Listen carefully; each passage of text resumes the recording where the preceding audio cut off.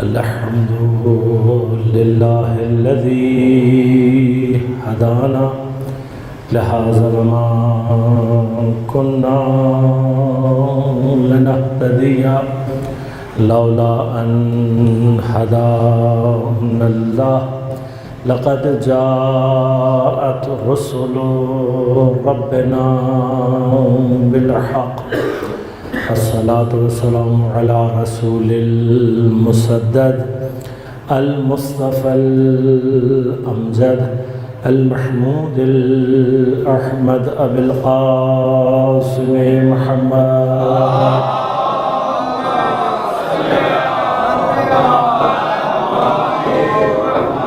الصلاة والسلام على أسد الله الغالب غالب على كل غالب علي بن أبي طالب والصلاة والسلام على سيدة المعصومة المظلومة الطاهرة البتول بضعة الرسول فاطمة الزهراء سيدة نساء العالمين والصلاة والسلام على الحسن المجتبى والحسين المظلوم وأهل بيته الطيبين الطاهرين المعصومين المظلومين المنتجبين المنتخبين لا سيما بقية الله في الأراضين روحي وأرواح العالمين لتراب مقدمه الفداء ولعنة الله على أعدائهم مجمعين أما بعد قال الله تعالى في كتابه الكريم بسم الله الرحمن الرحيم فأما بنعمة ربك فحدث سلام عليكم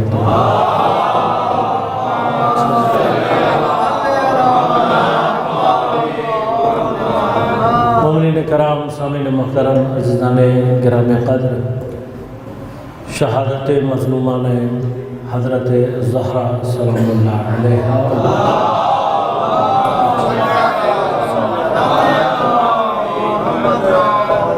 کے سلسلے میں برپا کی گئی ان 5 روزہ مجالس میں گفتگو کے لیے آپ کی خدمت میں نے سورہ مبارک ضحیٰ کی آخری آیت کو سرنامہ کلام کے طور پر تلاوت کی ہے۔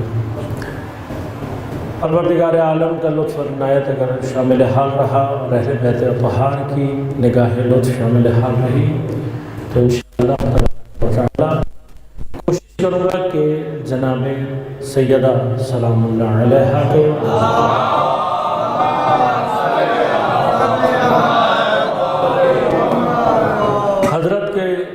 دو مشہور لقب جو دونوں ایک دوسرے سے مرتبط بھی ہیں محدثہ اور محدثہ، ان دونوں لقب کے حوالے سے کچھ مطالب اور گفتگو آپ کی خدمت میں پیش کر سکوں گا۔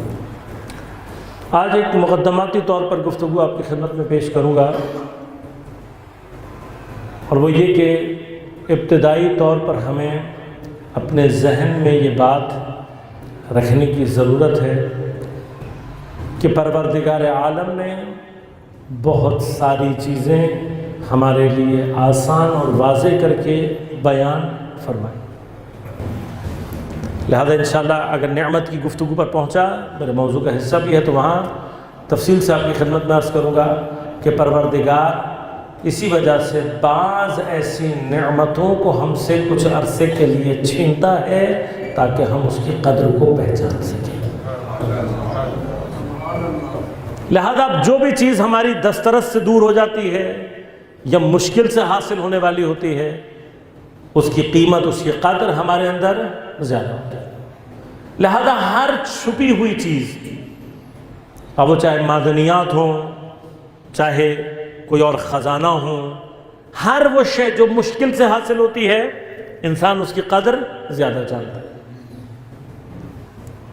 شاید یہی ایک مرحلہ ہے کہ جس کی وجہ سے اللہ نے بہت سارے حقائق اور معارف کو چھپا کر رکھا ہوا ہے، تاکہ ہر کوئی آسانی سے دین کے ان مقامات کو حاصل نہ کر سکے۔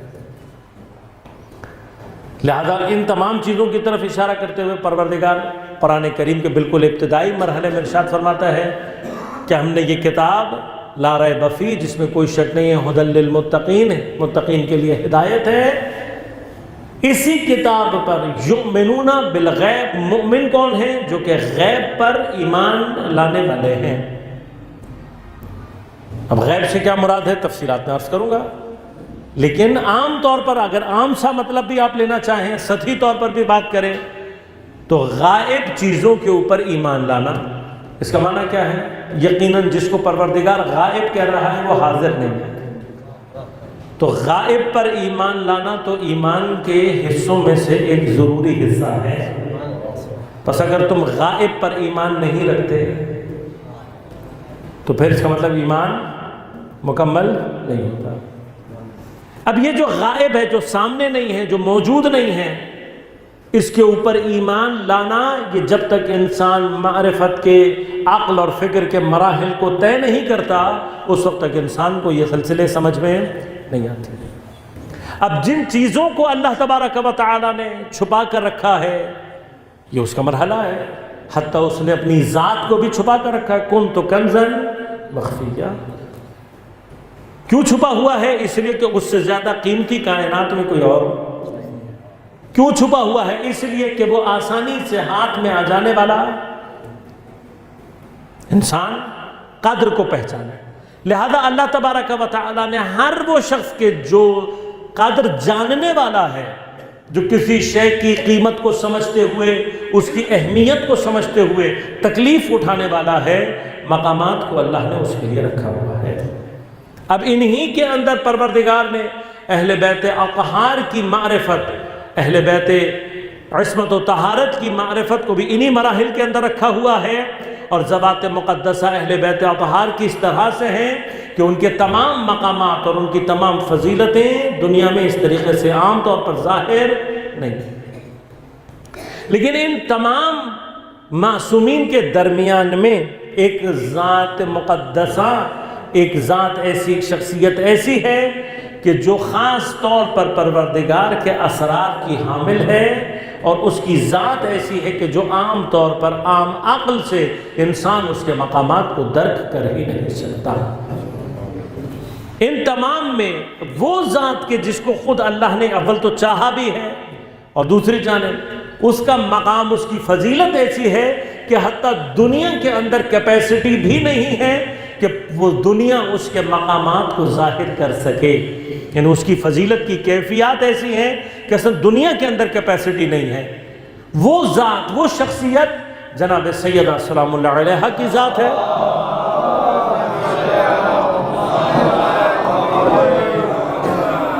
کہ حضرت کی ذات ایسی ذات ہے کہ جو اسرار الہیہ میں سے ایک سر ہے، لہذا حضرت کی ذات، حضرت کی معرفت، تمام ہدایت کا جو سلسلہ جو نبوت اور امامت کا جاری رہا، حضرت آدم علیہ السلام سے خاتم تک، اور پھر آپ کے بعد ائمہ کا جو سلسلہ شروع ہوا، معصومین کی حیات طیبہ میں اگر آپ اٹھا کر دیکھیں گے، واحد معصومہ جناب سیدہ سلام اللہ علیہا ایسی ہیں کہ جن کی سب سے کم عمر واقعی 18 یا 22 سال، کوئی اور معصوم، نہ کوئی نبی، نہ کوئی امام، اتنی کم عمر کسی بھی امام کی دنیا میں نہیں رہی۔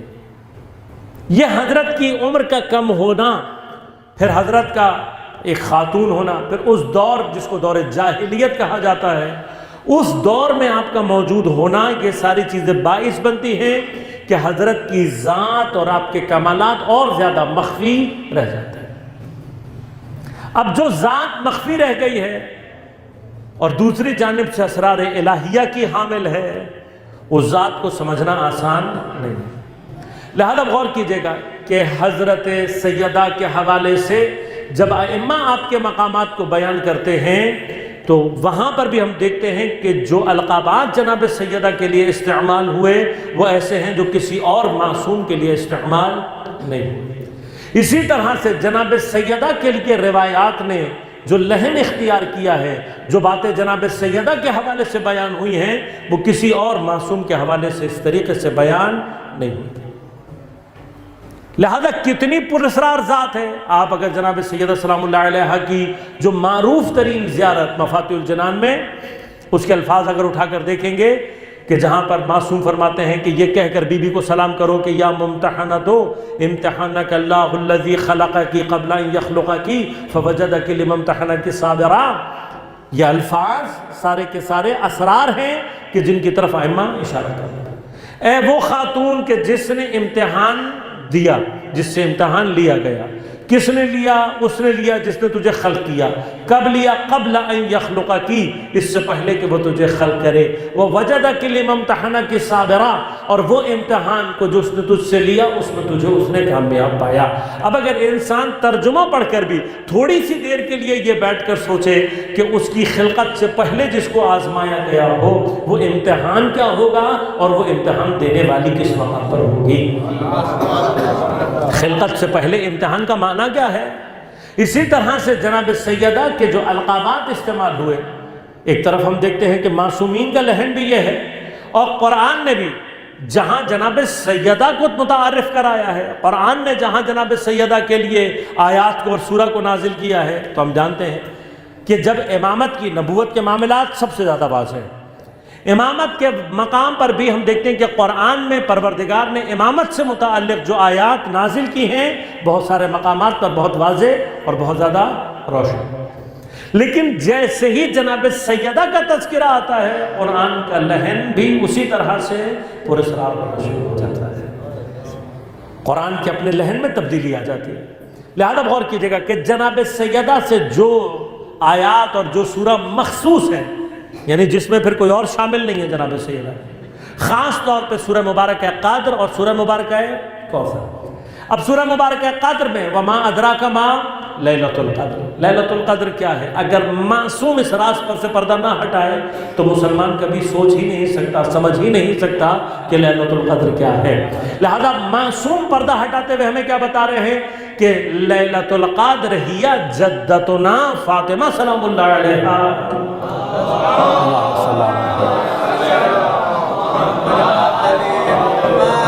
تعارف کیا کرا رہے ہیں؟ معصوم تعارف کرا کے بتا رہے ہیں۔ کیا تمہیں کیا پتا لیلۃ القدر کیا ہے؟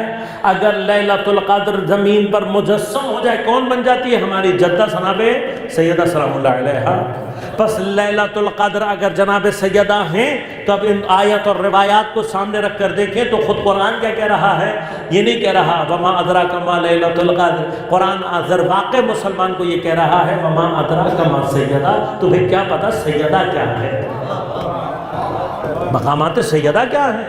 پس مقام لیلۃ القدری کو اگر سمجھنا ہے، جناب سیدہ کی اس ذات کو سمجھنا ہے تو یہ راستہ آسان راستہ نہیں ہے، یہ ذات اتنے آرام سے سمجھ میں آ جانے والی ذات نہیں ہے۔ لہذا دوسرے مقام پر جب سورہ مبارکہ کوثر، اب آپ دیکھیں کہ سورہ مبارکہ کوثر قرآن کا مختصر ترین سورہ ہے، لیکن مختصر ترین ہونے کے ساتھ ساتھ علماء فرماتے ہیں جامع ترین ہے، اور وہ سورہ ہے کہ جس کے اندر اللہ تبارک و تعالی نے فصاحت اور بلاغت کے دریا بہا دیے ہیں۔ بس اگر سیدان کی مدحت کو نازل کرنا ہو تو خالق کائنات فصاحت کے دریا بہا دیتا ہے۔ اب جہاں پروردگار نے فصاحت اور بلاغت کو اختیار کیا ہو، نہ وہ سورہ آرام سے سمجھ میں آ سکتی ہے اور نہ اس کی وہ تفسیر آرام سے سمجھ میں آ سکتی ہے، اصل آ نہیں سکتی۔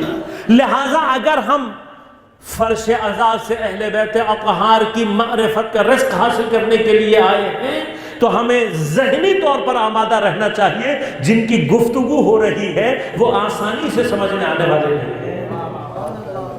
لہذا یہ جو ہم نے ایک چاہتے ہیں کہ ہمیں بڑی آسانی سے 2 جمع 2 کر کے دین بھی آسانی سے سمجھ میں آ جائے، اہل بیت اطہار بھی سمجھ میں آ جائیں، تو نہ دین آسانی سے سمجھ میں آنے والا ہے، نہ دین کے مالک آسانی سے سمجھ میں آنے والا ہے۔ سمجھنا ہے تو تھوڑا سا عقل کو مشکل میں ڈالنا پڑے گا، غور اور فکر کے مراحل کو طے کرنا پڑے گا. بغیر غور کے، بغیر فکر کے نہ ہمیں قرآن نے اپنے لیے کیا کہا؟ افلا یتدبرون القرآن، کہ جب تک تم قرآن میں تدبر نہیں کرو گے، جب تک تم قرآن میں غور نہیں کرو گے، تمہیں قرآن سمجھ میں نہیں آ سکتا. ایک ڈیمانڈ قرآن کی، ایک کیا ہے؟ ما تیسرا، کتنا قرآن پڑھو؟ اتنا قرآن پڑھو جو تم آسانی کے ساتھ. بھئی آسانی کے ساتھ کتنا پڑھ سکتے ہو؟ کوئی ہے جو یہ کہہ سکے کہ میں ایک آیت بھی نہیں پڑھ سکتا؟ ہے کوئی نہیں پڑھتا. لہذا قرآن غور کیجئے کہ قرآن کہیں پر بھی ہم سے زیادہ پڑھنے کی ڈیمانڈ نہیں کرتا. یہ جو ہمسائے سے ہمارے ہاں کچھ ٹرینڈ آ گئے ہیں کہ قرآن بس پڑھو، جتنا زیادہ پڑھ سکتے ہو پڑھو، چاہے سمجھ میں کچھ نہ آئے. یہ قرآن نے کہیں نہیں چاہا. قرآن نے کہیں نہیں کہا کہ قرآن جتنا زیادہ، جو چیزیں زیادہ ہیں انشاءاللہ وہ مقام بھی آپ کی خدمت میں عرض کروں گا. لیکن قرآن نے کہیں پر کسی سے یہ نہیں کہا کہ قرآن کو تم جتنی زیادہ تلاوت کر سکتے ہو زیادہ کرو. نہیں کہا ما تیسرا، جتنا تم آسانی سے پڑھ سکو. اب آسانی سے تم ایک آیت پڑھ سکتے ہو، 2 پڑھ سکتے ہو، جتنی آسانی تمہاری آسانی، زیادہ نہیں. یہ جو زیادہ والا کانسیپٹ ہے یہ ہمارا نہیں ہے، یہ ان کا کانسیپٹ ہے. کیوں؟ وہ چاہتے ہیں زیادہ پڑھو سمجھو کم، پڑھو زیادہ سمجھو کم. لیکن قرآن خود کیا چاہتا ہے؟ قرآن کہتا ہے پڑھو کم سمجھو. پر وہاں اپروچ کیا ہے؟ وہاں پر اپروچ ہے زیادہ پڑھو سمجھو. یہاں پر قرآن کیا کہہ رہا ہے؟ افلا یتدبرون القرآن، کتنا پڑھو ما تیسرا، جو تم آسانی سے. لیکن جو آسانی سے پڑھ سکتے ہو افلا یتدبرون، اس میں غور و فکر کیوں نہیں کرتے؟ بس قرآن کی ڈیمانڈ کیا ہے؟ کم پڑھو لیکن غور و فکر کے ساتھ پڑھو، کم پڑھو لیکن سمجھ کر پڑھو. وہ کیا کہہ رہے ہیں؟ وہ کہہ رہے ہیں زیادہ پڑھو لیکن سمجھو کم. کیوں؟ اس لیے کہ اگر سمجھنے لگو گے تو حق اور باطل میں فرق ظاہر ہونا شروع ہو جائے گا. اگر قرآن کو سمجھنا شروع کر دیا تو پتہ لگ جائے گا کہ اللہ کے دوست کون ہیں اور اللہ کے دشمن کون ہیں. لہذا اگر دشمنوں کو چھپانا ہے تو قرآن پڑھوا تو زیادہ دو، سمجھانے کی کوشش مت کرو. لیکن جو خدا کے دوستوں کو پہچاننا چاہتے ہیں، جو حق کو پہچاننا چاہتے ہیں، تو راستہ کیا ہے؟ تھوڑا پڑھو لیکن سمجھ کر. لہذا قرآن کو جو ہمارا رابطہ ہے قرآن سے وہ کیا ہونا چاہیے؟ تھوڑا پڑھیں لیکن سمجھ کر. مثلا کوئی مشکل کام نہیں ہے، ایک آیت اپنے لیے انتخاب کریں روزانہ، زیادہ ضروری نہیں ہے. ایک آیت کو کئی بار پڑھیں، اس کے ترجمے کو کئی بار پڑھیں، پھر اس کے اندر تھوڑا سا غور کریں، تھوڑا سا فکر کریں. اب یہ غور و فکر کا مرحلہ کیا ہے؟ غور و فکر کا مرحلہ یاد رکھیے گا. اسی وجہ سے اہل بیت اطہار بھی اپنے متعلق بھی اور خصوصاً جناب سیدہ کے متعلق بھی کیا چاہتے ہیں؟ یہ جو جناب سیدہ کے لیے بعض ایسے القابات استعمال کیے جو عام طور پر سمجھ میں آنے والے نہیں ہیں، تو جان بوجھ کر بیان کیے گئے. مثلا جب جناب سیدہ کو کہا گیا ہی حوراء الانسیہ، جناب سیدہ انسانی حور ہے، تو تھوڑی سی دیر کے لیے تو انسان سوچے گا نا کہ یار یہ انسانی حور کیا ہوتی ہے. ایک دفعہ تو سوچیں گے نا. اس کا معنی کیا ہوا کہ اہل بیت چاہتے ہیں کہ تم سمجھنے کی کوشش کرو کہ سیدہ ہے کیا.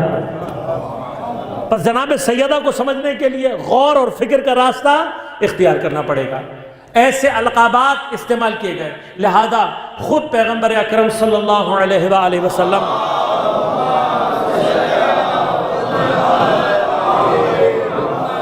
دیکھیے مختصر سی عمر ہے جناب سیدہ کی، لیکن اس مختصر سی عمر میں اہل بیت اطہار نے، پیغمبر نے، خدا نے جتنا سیدہ کو بیان کر دیا ہے، ابھی تک دنیا اس کا بھی ایک ذرہ سمجھ نہیں پائی ہے.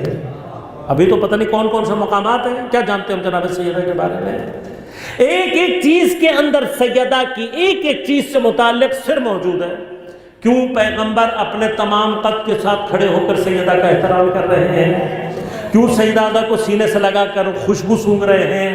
ہاں اتنا سونگا کہ جناب عائشہ نے سوال کر لیا کہ یا رسول اللہ آپ سیدہ کو اتنا کیوں سونگتے ہیں؟ اب جو پیغمبر بتانے جا رہے ہیں وہ محبت نہیں ہے، وہ صرف یہ مرحلہ نہیں ہے کہ اپنی محبت کو ظاہر کر رہے ہیں. اللہ کا نبی ہے، مبالغے سے کام نہیں لیتا. اللہ کا نبی ہے، جھوٹ نہیں بول سکتا. کہ سیدہ کو اس لیے سنتا ہوں کہ میں جب جنت کی خوشبو کا مشتاق ہوتا ہوں تو فاطمہ کو سونگتا ہوں. فاطمہ سے مجھے جنت کی خوشبو. اب مسلمان تھوڑی سی دیر، تو جو جنت کے لیے اتنا سوچتا ہے، کبھی 2 منٹ کے لیے یہ بھی تو سوچنا کہ وہ جو مالک جنت ہے، کیا پیغمبر جنت کی خوشبو کے لیے کسی کے محتاج ہو گئے؟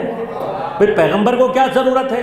لیکن پیغمبر یہ بتا رہے ہیں کہ مجھے بھی جب جنت کی خوشبو چاہیے ہوتی ہے تو میں سیدہ کو استعمال کرتا ہوں، میں سیدہ کو سونپتا ہوں، سیدہ سے مجھے جنت کی خوشبو آتی ہے۔ اب جنت کی خوشبو کو پیغمبر سے زیادہ کوئی جانتا ہے نہیں، تو جب پیغمبر کہہ رہے ہیں کہ فاطمہ سے جنت کی خوشبو آتی ہے تو یہ صرف خوشبو نہیں بتا رہے بلکہ یہ بتا رہے ہیں کہ سیدہ ذات کیسی ہے، یہ تمہیں جتنی زمین پر نظر آ رہی ہے اس سے زیادہ آسمان سے تعلق رکھتے ہیں، جتنی تمہیں یہاں نظر آ رہی ہے، جتنا یہاں پہ اس کا تعلق نظر آ رہا ہے اس سے زیادہ اس کا تعلق جنت سے ہے، بہشت سے ہے۔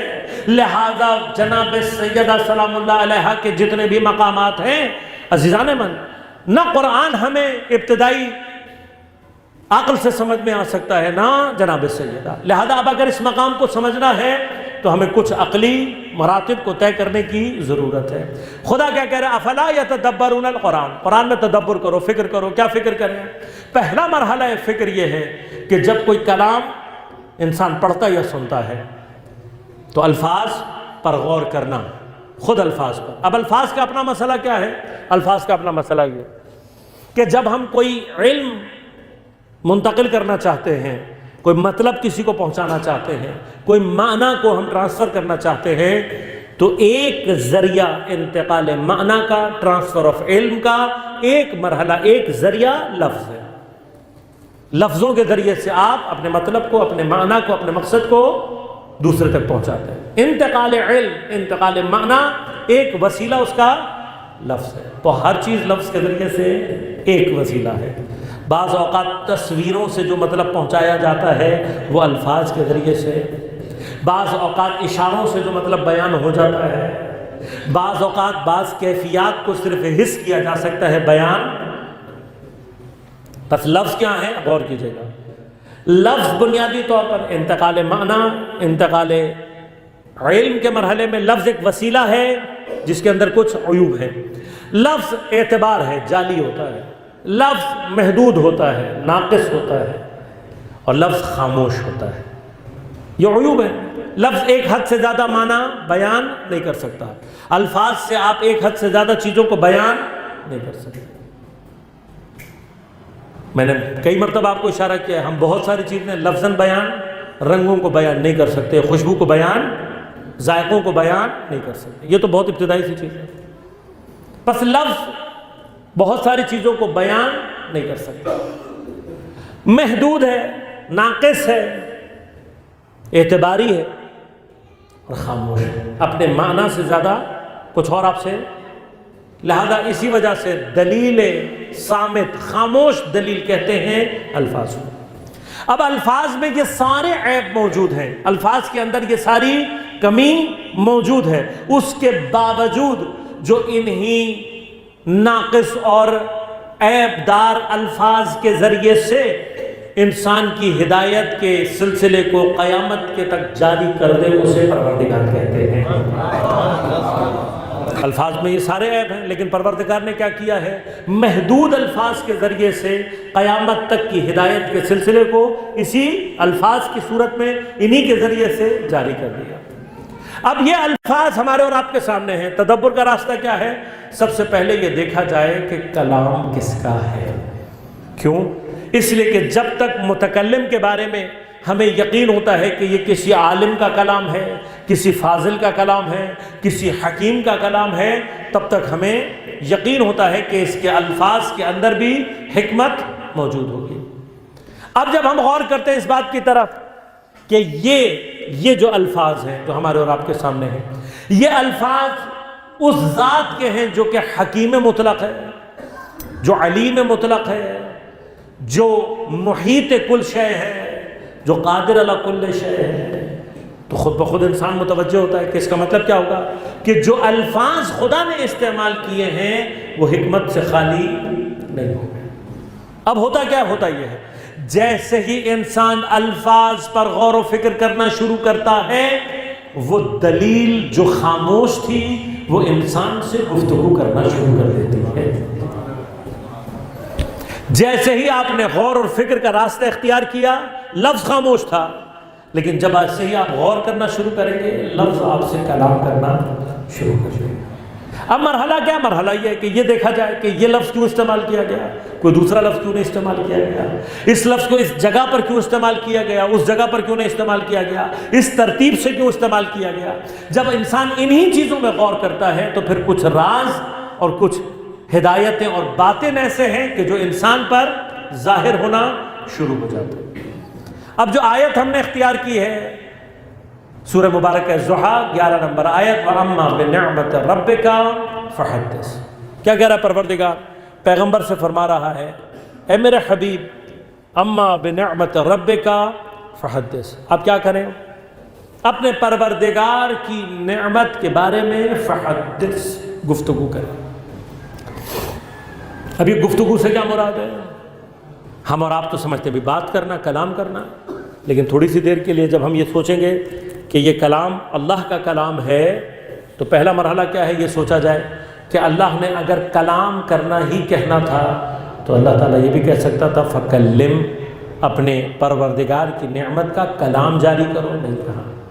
اگر پروردگار چاہتا ہے کہ نعمتوں کو بیان کیا جائے تو بیان کے لیے بھی لفظ عربی میں موجود ہے، فَأَمَّا بِنِعْمَةِ رَبِّكَ فَبَيِّنْ، اپنے پروردگار کی نعمت کو کیا کرو؟ بیان کرو۔ لیکن اللہ نے نہ لفظ کلام استعمال کیا نہ لفظ بیان۔ اب کیوں نہیں کیا؟ انشاءاللہ آگے چل کر مطلب آپ کی خدمت میں تفصیل سے عرض کروں گا۔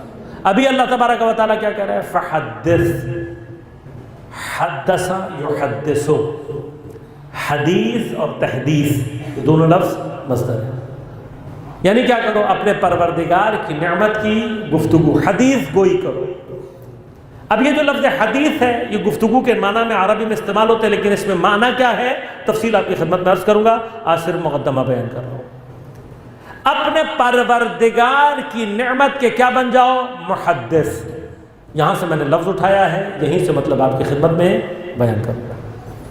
محدث کسے کہتے ہیں؟ جو حدیث بیان کرے، یہ لغت ہے۔ اصطلاحی معنی یقیناً آپ نے سنے ہوئے ہوں گے، تفصیلات میں انشاءاللہ آپ کی خدمت میں بیان کروں گا سر وقت۔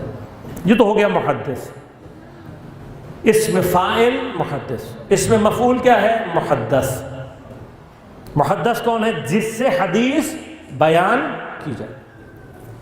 اب اصطلاح میں آپ جانتے ہیں محدث کسے کہتے ہیں؟ جو حدیث بیان کرے۔ اور محدث کسے کہتے ہیں؟ اصطلاح میں محدث اسے کہتے ہیں جس سے فرشتے نے بات کی ہو، اسے کیا کہتے ہیں؟ محدث۔ اور یہ عالم اسلام کا متفق علیہ عقیدہ ہے کہ انبیاء کے علاوہ بھی کچھ افراد ہیں کہ جن سے فرشتے نے بات کی۔ اب اس میں کچھ افراد ہیں اہل سنت نے بھی بیان کیا ہے، شیعہ نے بھی کیا ہے، لیکن اب ہم تھوڑا سا عقلی مرحلہ طے کریں گے، اس لیے کہ اب یہ مشکل ہے۔ دیکھیے میں نے عرض کیا کہ خدا ہم سے چاہتا ہے کہ ہم غیب پر ایمان لائیں۔ ان غیب میں جو چیزیں موجود ہیں ان پر جن پر ہم نے ایمان لانا ہے، ان میں سے ایک غیب سے متعلق کیا چیز ہے؟ فرشتہ۔ فرشتہ کیا ہے؟ غیب میں جو چیزیں موجود ہیں ان میں سے ایک غیب فرشتے پر ایمان۔ اب فرشتہ کیا ہوتا ہے؟ انسان فرشتے کو اس کی حقیقت نورانیہ میں درک کر سکتا ہے یا نہیں؟ کیونکہ یہیں سے بحث شروع ہوگی کہ اگر فرشتہ کسی سے کلام کرے تو اپنی حقیقت نورانیہ میں کرے تو کیا ہوتا ہے، اور اگر فرشتہ کسی شکل میں آ کر کلام کرے تو کیا ہوتا ہے۔ تو اب یہ مراحل ہیں، میں انشاءاللہ آپ کی خدمت میں عرض کروں گا۔ لیکن فرشتے سے گفتگو کرنا، اب جناب سیدہ سلام اللہ علیہا کے لیے دونوں لقب استعمال ہوئے، محدثہ بھی اور محدثہ بھی۔ اب محدثہ جو عام طور پر ہم سمجھتے ہیں یعنی حدیث بیان کرنے والی خاتون، اب ہے یا نہیں؟ اگر حدیث سے مراد ہے تو کون سی حدیث ہے یہ انشاءاللہ اگر مطلب ہم یہاں تک پہنچ سکے تو آپ کی خدمت میں عرض کروں گا۔ لیکن ابتدائی طور پر ہم نے جس لقب کو اس دفعہ موضوع بنایا ہے وہ ہے محدثہ، وہ خاتون جس سے فرشتے نے گفتگو کی ہو۔ اب ایک تو جناب سیدہ کے اس لقب کو جتنی ہماری اوقات، کیوں؟ اس لیے کہ جناب سیدہ کو سمجھنا صرف اس کے پروردگار کے بس کی بات ہے۔ جناب سیدہ کو حقیقت کو سمجھنا معصومین علیہ الصلوۃ والسلام ہمارے لیے کیا ہے، جتنی ہماری اوقات ہے، جتنی ہماری حیثیت ہے، جتنی ہماری وسعت ہے، کم از کم ہم اتنا سمجھنے کی کوشش کریں۔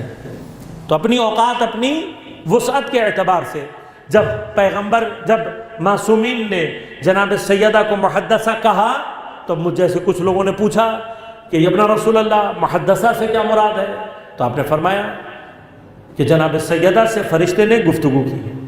اب یہ جو بات یہاں تک تو معصوم نے ہمیں اور آپ کو آسان کر کے بتا دی، لیکن اب میرے اور آپ کے لیے مرحلہ یہ ہے کہ میں اور آپ غور کر کے یہ دیکھیں کہ فرشتے سے بات کرنے کا مقام ہوتا کیا ہے، کون فرشتے سے رابطہ پیدا کر سکتا ہے، کون فرشتے سے رابطہ پیدا نہیں کر سکتا۔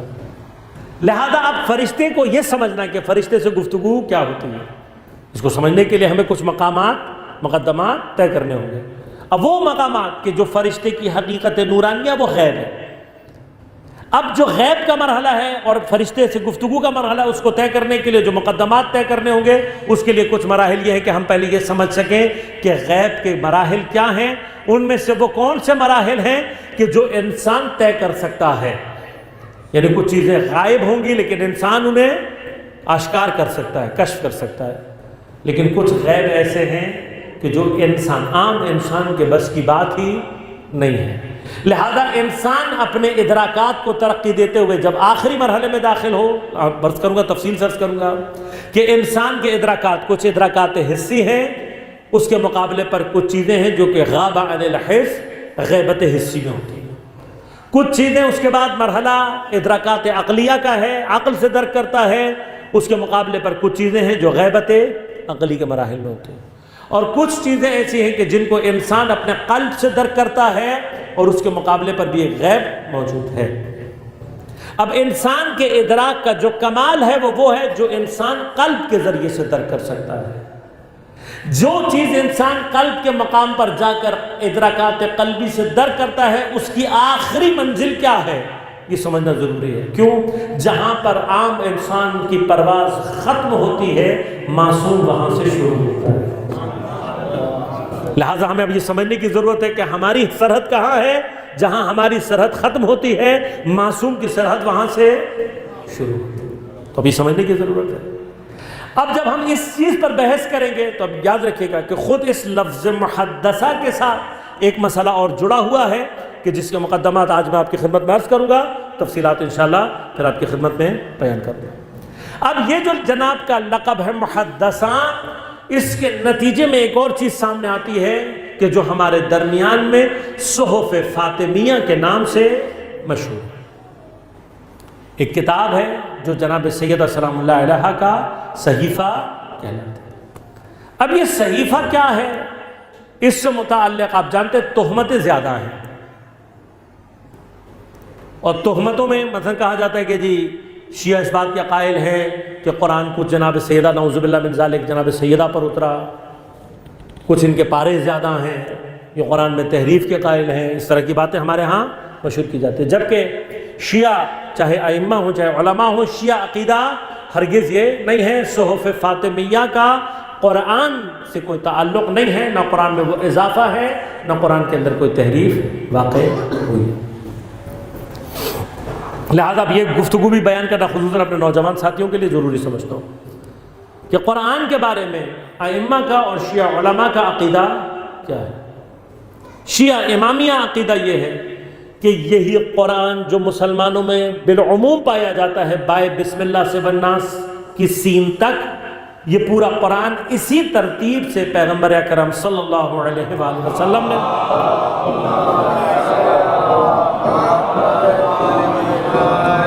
اسی کیفیت میں، اسی ترتیب کے ساتھ ایسے ہی حضرت نے نہ صرف مکمل کیا بلکہ اسی طریقے سے اس کو لکھوایا، اور اس میں نہ کوئی تحریف ہے، نہ کوئی آیت جا بجا ہے، نہ کوئی آیت کم ہے، نہ کوئی آیت زیادہ ہے، نہ اس میں زیر و زبر اور نہ نقطے کی کوئی غلطی موجود، کوئی تحریف نہیں ہو رہا۔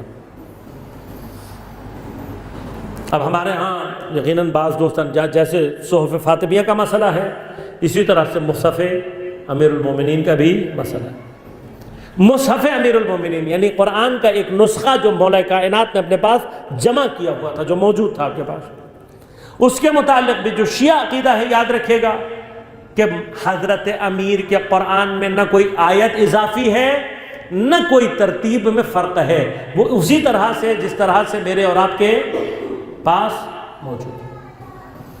اس لیے کہ یاد رکھیے گا کہ قرآن وہ کتاب ہے جس کے لیے پروردگار نے کیا فرمایا، اِنَّا نَحْنُ نَزَّلْنَا الذِّكْرَ وَإِنَّا لَهُ لَحَافِظُونَ، ہم نے نازل کیا اس ذکر کو اور ہم ہی اس کی حفاظت کرنے والے ہیں۔ اس قرآن کی حفاظت کے لیے پروردگار نے جو حصار کھینچا ہے وہ عصمت کا حصار ہے۔ قرآن کی حفاظت کو اللہ نے عصمت کے حصار، معصومین کے ذریعے سے محفوظ کیا ہے۔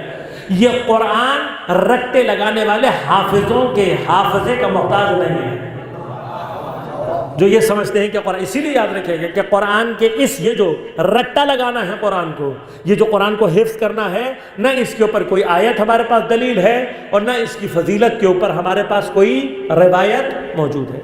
یہ جو حافظان قرآن کے عنوان سے ایک خاص فضیلت بیان کی جاتی ہے یا سمجھی جاتی ہے، یہ مسلمانوں میں بالعموم پایا جاتا ہے، بالعموم ہے یہ، ورنہ قرآن کو رٹا لگانا، میں نے آپ کی خدمت میں پہلے بھی عرض کیا ہے کہ دین قرآن کو رٹوانا نہیں چاہتا، دین قرآن کو سمجھانا چاہتا ہے۔ لہذا غور کیجئے گا، قرآن کو زبانی پڑھنے سے زیادہ فضیلت قرآن کو دیکھ کر پڑھنے کی ہے۔ جو چیز قرآن میں سے آپ کو حفظ ہونا ہے یا جس کی ضرورت ہے وہ ہے جو کہ قرآن کی تلاوت واجب ہے نماز میں، جو نماز کے لیے واجب ہے، اتنی اگر آپ کو یاد ہے تو اس کے بعد کوئی چیز آپ کی گردن پر نہیں۔ باقی جو قرآن ہے وہ پڑھ کر دیکھنے کی فضیلت زیادہ ہے، کیوں؟ پڑھ کر دیکھو گے تو سمجھو گے، رٹا لگایا ہوا ہوگا تو طوطے کی طرح پڑھ تو رہے ہو گے، سمجھ نہیں رہے ہو گے۔ لہذا قرآن مسلمانوں کے رٹے لگے ہوئے حافظے کا محتاج نہیں ہے۔ تمہارا حافظہ تو تمہارے کسی کام نہیں آتا، خدا کے کام کہاں سے آئے گا؟ حافظہ نہیں چاہیے قرآن کو محفوظ کرنے کے لیے، قرآن کی حفاظت کا حصار عصمت کا حصار۔ لہذا کیا ہوا، خود پیغمبر متوجہ تھے، لہذا جب قرآن نازل ہوتا تو آپ باقاعدہ قرآن کو لکھواتے، لہذا کاتبان وحی کے عنوان سے ایک عنوان مسلمانوں میں موجود ہے۔ لیکن اب آپ جانتے ہیں جس طرح سے اہل بیت اطہار کی بہت ساری فضیلتیں، اہل بیت اطہار کے بہت سارے القابات فری میں بانٹ دیے گئے، یہی ہوا نا، جس کا دل چاہے کسی کو سخاوت بانٹ دو، کسی کو شجاعت بانٹ دو، کسی کو عدالت بانٹ دو، کسی کو صداقت بانٹ دو، کسی کو طہارت۔ سبحان اللہ، سبحان اللہ۔ یہ ہوا ہے نا تاریخ میں، جس کو دل چاہے جو لقب دے دو، جبکہ القاب، میں القاب پر بحث اس لیے کرتا ہوں کہ لقب بتاتا ہے حقیقت ذات کیا ہے۔ یہ مرحلہ ہے اہل بیت اطہار کی فضیلتوں کو دوسرے کے لیے، اسی میں سے ایک کاتب ہے۔ سوال میرا مسلمانوں سے یہ ہے، قرآن کا ایک بڑا حصہ کہاں نازل ہوا؟ مکہ میں۔ 13 سال نبوت کا دور، اور قرآن کا ایک بڑا حصہ ایسا ہے جو کہاں نازل ہوا؟ کتنے مسلمان تھے؟ کتنی تعداد تھی مسلمانوں کی مکہ میں؟ ان میں سے کتنے پڑھے لکھے تھے؟ کتنے تھے جن کو لکھنا پڑھنا آتا تھا؟ مکہ میں سوائے مولا کائنات کے لکھنے والا تو آدھے سے زیادہ قرآن تو لکھا ہی مولا کائنات نے۔ اچھا، مدینہ میں کتنے پڑھے لکھے تھے؟ کتنے پڑھے لکھے تھے؟ مسلمانوں کی تعداد مدینہ میں بڑھی کب ہے؟ ہزاروں میں تعداد تو آپ کی 4ویں 5ویں صدی کے بعد ہوئی ہے، تو کتنے پڑھے لکھے مسلمان تھے؟ کیا یہ سارے کے سارے مدینہ میں تھے؟ کتنے لوگ تھے مدینہ میں؟ لکھنے پڑھنے والا کتنے تھے؟ اب ان میں سے بھی کسی ایسے شخص کو کاتب وحی بنانے کی کوشش کرنا جو پیغمبر کی حیات کے آخری تو فتح مکہ تک تھا، تو وہ مسلمان نہیں تھا۔ اچھا، اس کا پڑھا لکھا ہونا یہ تاریخ میں ثابت بھی نہیں ہے، اس کو بھی چھوڑ دیں۔ چلے فرض کریں کہ اگر ثابت بھی ہو جاتا ہے کہ پڑھا لکھا تھا، لکھنا جانتا تھا، تب بھی فتح مکہ کے بعد کتنے عرصے رہے پیغمبر دنیا میں؟ 2 سال 3 سال۔ اس 2-3 سال میں کیا پیغمبر اتنے محتاج تھے کہ کسی کو مکہ سے مدینہ بلوا کر اس سے وہی لکھوائیں گے؟ کچھ تو عقل استعمال کریں تھوڑی سی، جبکہ پیغمبر کے پاس اپنے کاتب موجود ہیں اور مولا کائنات نے انتظام کیا۔ کچھ اور جو کاتب ہیں، وہ وجہ صرف یہ تھی کہ پیغمبر یہ چاہتے تھے کہ ایک سے زیادہ نسخے قرآن کے آمادہ ہو جائیں، ورنہ پیغمبر کو سوائے علی کی کسی کی ضرورت ہے؟ لہذا پیغمبر نے خود جمع کی، یہ جو ترتیب ہے یہ بھی پیغمبر نے رکھوائی۔ لہذا ترتیب جو ہے قرآن کی، اب ہم جانتے ہیں بہت ساری آیتیں ایک ساتھ نازل نہیں ہوئی، ایک جزو آیت کبھی نازل ہوا، ایک جزو آیت کبھی نازل ہوا، جب دونوں جز جمع ہو گئے پیغمبر نے بنایا ان دونوں کو ملاؤ پوری آیت ہو جائے گی۔ یہ بھی پیغمبر نے کیا کہ کچھ آیات کے حصے ایسے تھے جن کو بعض آیات کے درمیان میں رکھوایا گیا، لہذا ان کا لحن فوری طور پر یہ بتا دیتا ہے کہ اس ٹکڑے کا آگے اور پیچھے سے کوئی تعلق نہیں ہے۔ اب قرآن جو کہ کتاب فصاحت اور بلاغت ہے، حکیم کا کلام ہے، دیکھیں جس طرح سے حکیم کے کلام میں بعض چیزوں کا آپس میں ربط کوئی معنی بتاتا ہے، اسی طرح سے حکیم کے کلام میں ربط کا ختم ہو جانا بھی کچھ بتا رہا ہوتا ہے۔ لہذا غور کیجیے گا، آیہ تطہیر قرآن کی آخر میں نازل ہونے والی، چونکہ پیغمبر پہ یہ جو چادر کسا کا واقعہ ہے یہ پیغمبر کی شہادت سے 2 مہینے پہلے ہوا ہے، یا 1 سال یا 2 مہینے پہلے۔ اب جب یہ 1 سال یا 2 مہینے پہلے یہ واقعہ پیش آیا تو یہ آیت آخری آیتوں میں سے، لیکن پیغمبر نے کیا کہا؟ آیت تطہیر کو کہا اس کو سورہ احزاب کی آیت کے درمیان میں رکھو۔ اس کا مطلب کیا؟ سورہ احزاب جو کہ جنگ احزاب سے متعلق تھی وہ پہلے نازل ہوئی بھی تھی، آیت تطہیر آخر میں نازل ہوئی۔ اب پیغمبر نے جس آیت کے درمیان میں رکھوایا، جب انسان دیکھتا ہے تو واضح طور پر ظاہر ہو جاتا ہے اس سے پہلے بھی جمع مؤنث کا صیغہ ہے، اس کے بعد بھی جمع مؤنث کا صیغہ ہے، بعد میں آنے والا جمع مذکر کا ٹکڑا پیغمبر نے درمیان میں رکھوا دیا۔ اب جب انسان پڑھے گا پہلے بھی مؤنث کا صیغہ، بعد میں بھی مؤنث کا صیغہ، درمیان میں مذکر کا صیغہ، تب یہ فرق کچھ تو بتا رہا ہے۔ کم ترین فرق تو یہی نظر آ رہا ہے کہ اس کا معنی یہ ہے ازواج کا مقام اور ہے، اہل بیت کا مقام اور ہے۔ کوئی تو فرق ہے نا دونوں میں، لہن کا فرق یہ بتا رہا ہے کہ یہ ان کے مقامات اور لہذا مختلف مقامات پر آیات کا نزول ہوا۔ آیہ الیوم اکملت لکم دینکم اپنے لہن کے اعتبار سے بھی اور بالاتفاق مسلمین آخری آیت کہاں نازل ہوئی؟ مدینہ میں آخری آیت ہے۔ کہاں رکھوایا؟ سورہ مائدہ کی آیت کے درمیان میں پیغمبر نے رکھوایا۔ اب اس کے اوپر جو بحث ہے انشاءاللہ کبھی تفصیلی بحث رہے گی کہ کیوں ایسا پروردگار نے کیا، لیکن یہ ترتیب اسی طرح سے پیغمبر نے جاری کروائی۔ لہذا ترتیب۔ اب صحف امیر المومنین کیا ہے؟ یہ جو ہمارے اوپر تہمتیں لگائی جاتی ہیں کہ شیعہ 40 سپارے اور اس طرح کی باتیں، یہ تہمتیں ہیں۔ کیوں؟ یہ تہمتیں اپنی کچھ غلطیوں کو چھپانے کے لیے ہیں، ورنہ ہماری نہیں، ان کی اپنی حدیث کی کتابیں کچھ قرآن کے سپاروں کی باتیں کرتی ہیں جس کو بکری کھا گئی۔ اب بکری کھا گئی، سپارے بھی کھا گئی، تو قرآن وہ کہاں گیا؟ اس سے پہلے کہ بکری کا پوسٹ مارٹم ہو اور پتہ لگے اور پوچھا جائے تو دوسرے پر تہمت لگا دو، یہ 12 لیکٹر ٹرینڈ ہے جو رائے، ورنہ نہ بکری نے کچھ کھایا اور نہ یہاں 40 پارے، کوئی ایسا نہیں ہے، یہ صرف دشمن کی سازشیں ہیں، اس کے علاوہ کچھ بھی نہیں۔ قرآن محفوظ ہے۔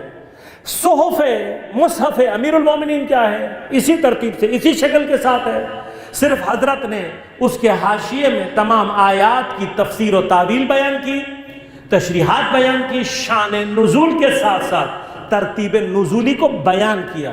یہ جو بعض لوگ یہ سمجھتے ہیں کہ حضرت امیر کا قرآن ترتیب سے ہے، ترتیب سے نہیں ہے۔ جب اللہ نے آیات کو ترتیب سے نازل نہیں کیا، پیغمبر نے خود آیات کو آگے پیچھے کروایا، تو اس کا مطلب قرآن کی جو ترتیب ہمارے اور آپ کے پاس ہے یہی ترتیب، لیکن حضرت نے آیات کے سامنے لکھ دیا کہ یہ آیت پہلی نازل ہوئی، یہ دوسرے نمبر پر۔ اب اس کے اپنے فائدے ہیں، وہ علمی بحث ہے، میں اسی طرف نہیں لے کے جاؤں گا آپ کو۔ نہ صرف اسی ترتیب سے، اب یہ بصیرت سیاسی ہے ائمہ اہل بیت اطہار کی کہ حکومت نہ ہوتے ہوئے بھی قرآن کو بچانے کے لیے جو اقدامات ہیں وہ ائمہ نے انجام دیے۔ اب جن کے لقب دنیا نے چرانے سے باز نہیں آئی، ان کے اور بہت سارے کارنامے ہیں، وہ بھی کسی کو دے دیے۔ لہذا قرآن کے مصحف کو محفوظ رکھنے کے لیے یہ کام جناب امیر نے تیسری خلافت کے دور میں کیا کہ تمام وہ نسخے جمع کروائے، اور جمع کرانے کے بعد صرف وہ نسخہ جو تائید امیر المؤمنین کے ساتھ تھا اس کے بلا باقی سارے کے سارے نسخوں کو ختم کروا دیا گیا۔ یہ کارنامہ ہے امیر المومنین کا۔ یہ اقدام حضرت کا وہ اقدام تھا کہ جس کے بعد اب کسی کے پاس بہانہ ہی نہیں ہے کہ وہ قرآن کا کوئی مصحف کہیں سے نکال کر لائے اور قرآن میں تحریف کی کوئی گنجائش پیدا ہو۔ اب اس کے بعد قرآن کے اوپر نقطے، قرآن کے اوپر زیر زبر، یہ بھی ساری چیزیں بانٹ دی گئیں۔ مثلا حجاج ابن یوسف ثقفی جیسے ملعون و شقی شخص کو فری میں، کیوں؟ اس کے دور میں یہ کام ہوا تھا، کس نے کرایا تھا؟ امام سجاد علیہ السلام نے۔ ورنہ اب یہ جو آپ اس کو دے رہے ہو فضیلت، یہ جو کہنا چاہتے ہو جس نے لگوائے، یہ یاد رکھنا قرآن تمہارے اور میرے گھر کی کتاب کا نام نہیں ہے، قرآن اہل بیت کی گھر کی کتاب کا نام ہے۔ قرآن کا کوئی زیر اور زبر لگانے والا، اسے جب تک یہ یقین نہیں ہوگا کہ جہاں میں زیر لگا رہا ہوں خدا نے بھی وہی زیر استعمال کیا، جہاں میں زبر لگا رہا ہوں وہاں پر خدا، اگر کسی کو یقین نہ ہو اور وہ قرآن پر زیر زبر لگا رہا ہو تو وہ قرآن میں تحریف کر رہا ہوگا، خدا پر جھوٹ باندھ رہا ہوگا۔ بس زیر زبر لگانے کا حق بھی صرف اس کو حاصل ہو جس کو یقین ہو کہ خدا نے یہاں زیر لگوایا ہے، اور وہ سوائے اس ذات کے کوئی نہیں کر سکتا جو وحی کے ذریعے سے متصل ہو، جسے پتا ہو کہ خدا نے یہاں پر کون سا نقطہ کہاں لگوایا، کون سا زیر زبر کہاں لگوایا۔ یہ سارے کام ائمہ اہل بیت اطہار نے اپنی نگرانی کے ساتھ انجام دیے، اور تمام کی تمام کیفیات ائمہ اہل بیت اطہار نے اسی طرح سے۔ لہذا قرآن میں نے عرض کیا جس کے محافظ خود معصوم ہوں اس قرآن میں تحریف ممکن ہی نہیں ہے، نہ زیر و زبر میں، نہ نقطوں میں، نہ قرآن کی ترتیب میں، کسی بھی چیز میں کوئی فرق نہیں ہے۔ تو اب مصحف فاطمہ کو بھی اگر سمجھنا ہو تو یاد رکھے گا کہ قرآن سے اس کا کوئی تعلق نہیں ہے، بلکہ مصحف فاطمہ کیا ہے؟ جناب سیدہ سلام اللہ علیہا کا محدثہ ہونا۔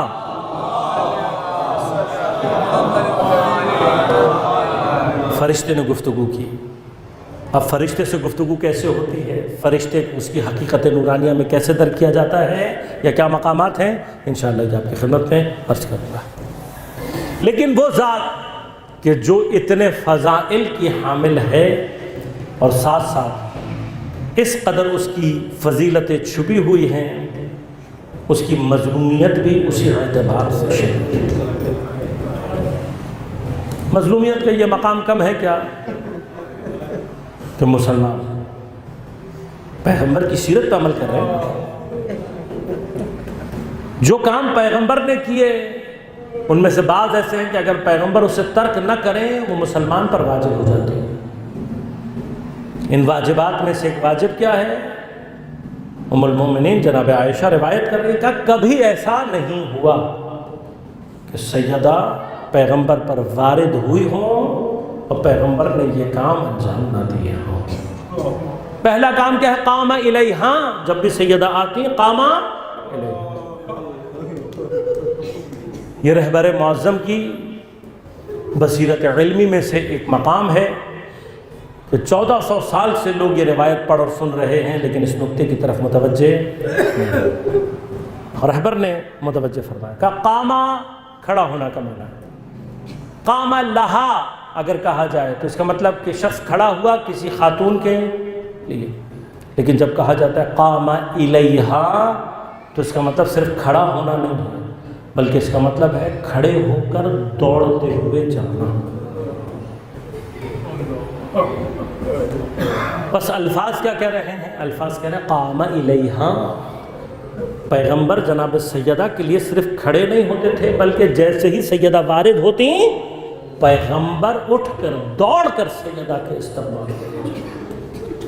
ام المومنین فرما رہی ہیں جب بھی یعنی اگر ایک دن میں کئی مرتبہ سیدہ پیغمبر پر وارد ہوں گی تو اتنی ہی مرتبہ پیغمبر کے کھانا چاہیے،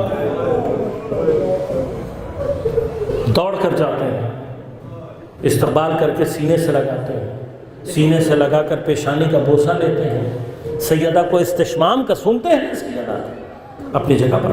کئی لوگوں کا عزت اور احترام کیا پیغمبر نے، لیکن ایسا عزت اور احترام پیغمبر نے کسی کا نہیں کیا جیسا جناب سیدہ کا کیا۔ یہ تو گھر کی بات ہے نا، پیغمبر نے اپنے اصحاب کے سامنے جناب سیدہ سے کبھی کہا بساط منی، کبھی کہا ام ابیہا، کبھی کہا انہا منی وانا منہا، کبھی جناب سیدہ سے متعلق مختلف مقامات ہیں۔ کسی شاعر نے اپنے شعر میں بڑا خوبصورت نقطہ بیان کیا کہ وہ نبی جو سدرۃ المنتہا جیسے مقام پر جا کر نہیں ٹھہرتا وہ سیدہ کے دروازے پر آ کر ٹھہرتا، جس کے ٹھہرنے کا مقام، جس کے رکنے کا مقام سدرۃ المنتہا نہ ہو، وہ سیدہ کے دروازے پر، اور ایک مرتبہ نہیں، 2 مرتبہ نہیں، اپنی شہادت سے پہلے کچھ مہینے تک روزانہ سیدہ کے دروازے پر رکتے ہیں، اور روزانہ دروازے کو مخاطب کر کے کہتے ہیں السلام علیکم یا اہل بیت اللہ، میرا سلام۔ اس قدر احترام پیغمبر نے کسی کا مسلمان اتنا احترام کر کے دکھایا۔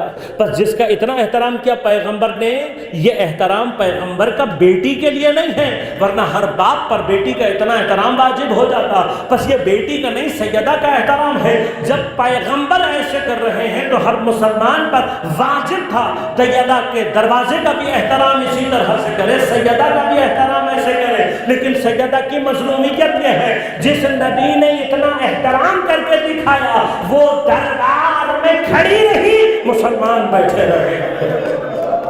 اس سیدہ کے لیے صحیح پیغمبر نے احترام کیا اس طریقے سے، جس کے دروازے کو رک کر پیغمبر سلام کرتے رہے، مسلمانوں نے اس دروازے کو آگ لگا دی، اور صرف آگ نہیں لگائی بلکہ جلتے ہوئے دروازے اور دیوار کے درمیان ریحانت الرسول کو اس طریقے سے مسلا، ارے پیغمبر کا پھول پتیاں بکھر کر رہ گئی، ارے پسلی ٹوٹ گئی، بازو متورم ہو گیا، رخسار پیلا تھا، آنکھ کا گوشہ سرخ تھا، سر کے بال سفید ہو گئے، کمر جھک گئی۔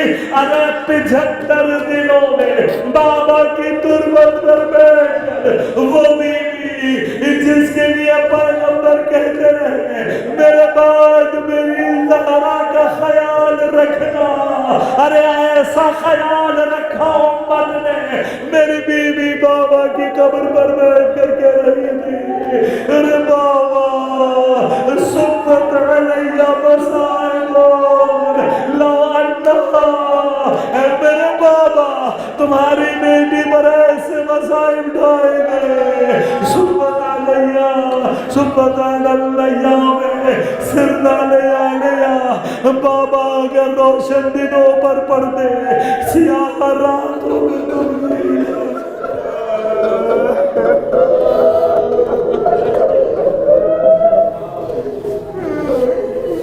الا ولعنۃ اللہ علی القوم الظالمین وسيعلم الذين ظلموا أي منقلب ينقلبون۔ بار الہ بحق الزہراء و ابیہا و بعلہا و بنیہا، ہماری عبادت کو اپنی بارگاہ ہمیں قبول و منظور فرما۔ بار الہ بحق الزہراء و ابیہا و بعلہا و بنیہا، منتقم زہراء، منتقم کربلا، منتقم اسیران کربلا، منتقم شہداء، امام زمان علیہ السلام کے ظہور میں تعجیل، بحق زہراء و ابیہا و بعلہا و بنیہا، تمام علماء مراجع اعظام بالخصوص آیت اللہ سیستانی رہبر معظم انقلاب اسلامی کی حفاظت فرما، حزب اللہ کی رہبریت، انصار اللہ کی رہبریت، حشد شابر اس کی رہبریت، شیخ ابراہیم زقزاقی اور ان کی مقابلت، شیخ عیسیٰ اور ان کے مقابلت، فلسطین میانمار کشمیر کے مقابلت، بار الہ اور دیگر جہاں جہاں مقامات پر مومنین باطل سے برسر پیکار ہیں، سب کو بار الہ نصرت و کامیابی عنایت فرما۔ دین دشمن اہل بیت دشمن قوتوں کو، پاکستان دشمن قوتوں کو نیز نابود فرما، تمام مومنین کو اپنے حفظ و امان کرے، ان کی پریشانیوں کو دور فرما، مشکلات کو آسان فرما، بیماروں کو صحت کامل عاجل عنایت فرما، ہم سب کو امام زمان علیہ السلام کے اعوان انصار بشمار ہونے کی توفیق عنایت فرما۔ ربنا تقبل منا انک انت السمیع العلیم برحمتک یا ارحم الراحمین۔